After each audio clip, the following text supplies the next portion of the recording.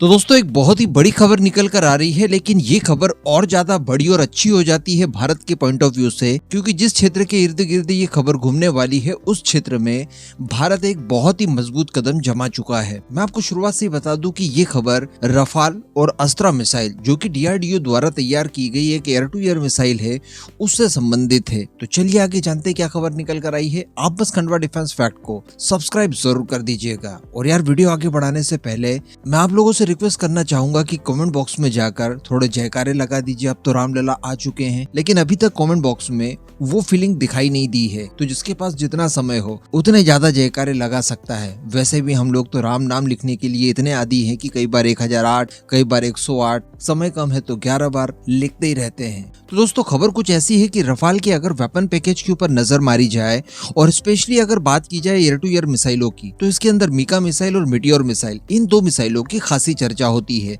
Mika missile की range यहाँ पर 80 किलोमीटर है, तो वहीं पर 200 प्लस किलोमीटर की रेंज के साथ मीटियोर एक world class beyond visual range missile मानी जाती है, जो कि भारत की रफाल फ्लीट में मौजूद भी है। और दोनों ही मिसाइलें चाइना पाकिस्तान के एंड पर हमें अच्छा खासा एज देती है। लेकिन अगर बात की जाए मीका और मीटियोर मिसाइल के बीच की गैप की, तो इसे फुलफिल करने के लिए उतना कोई अच्छा विकल्प इस समय एमबीडीए के पास नहीं है। एमबीडीए वही कंपनी है यूरोपियन देशों की जो कि मीका और मीटियोर दोनों ही मिसाइलों को तैयार करती है। अब इस मौके का फायदा उठाने के लिए भारत द्वारा प्रयास किए गए। भारत की बीडीएल जो कि अस्त्रा मिसाइल्स का और अस्त्रा के साथ साथ कई और सारी मिसाइल्स का मैन्युफैक्चरिंग करती है, इन्होंने एक एमओयू साइन किया है फ्रांसीसी डसॉल्ट एविएशन के साथ। ये डसॉल्ट एविएशन वही कंपनी है जो कि रफाल बनाती है। अब इस एमओयू के साइन हो जाने के बाद बीडीएल को इस बात की परमिशन मिल जाती है कि वो भारतीय रफाल के साथ साथ वर्ल्ड वाइड जितने भी रफाल उड़ रहे हैं उन सभी के अंदर अपने द्वारा मैन्युफैक्चर किए गए वेपन सप्लाई कर सकती है, उनका इंटीग्रेशन करके दे सकती है, जिसके बारे में हम लोग जानते काफी लंबे समय से चर्चाएं इसकी चल रही है।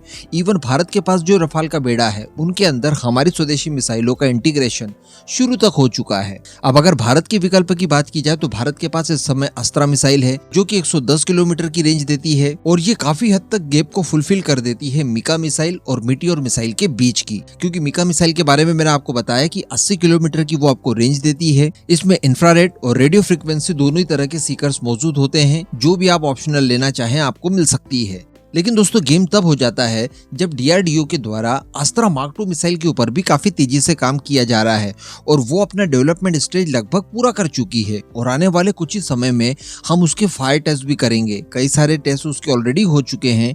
अब पब्लिकली कोई फायर टेस्ट भी इसका जल्दी होने वाला है, जो कि आपको डुअल पल्स रॉकेट मोटर के साथ मिलने वाली है, और इसकी रेंज होगी 160 किलोमीटर। तो ये बहुत ही परफेक्ट मिसाइल मानी जाएगी मीका मिसाइल और मीटियोर मिसाइल के बीच के गैप को फुलफिल करने के लिए। और ये भारत के साथ साथ दुनिया के दूसरे मार्केट के ऊपर भी अपना दबदबा जमा सकती है, क्योंकि ये यूरोपियन मिसाइलों की तुलना में काफी सस्ती होगी।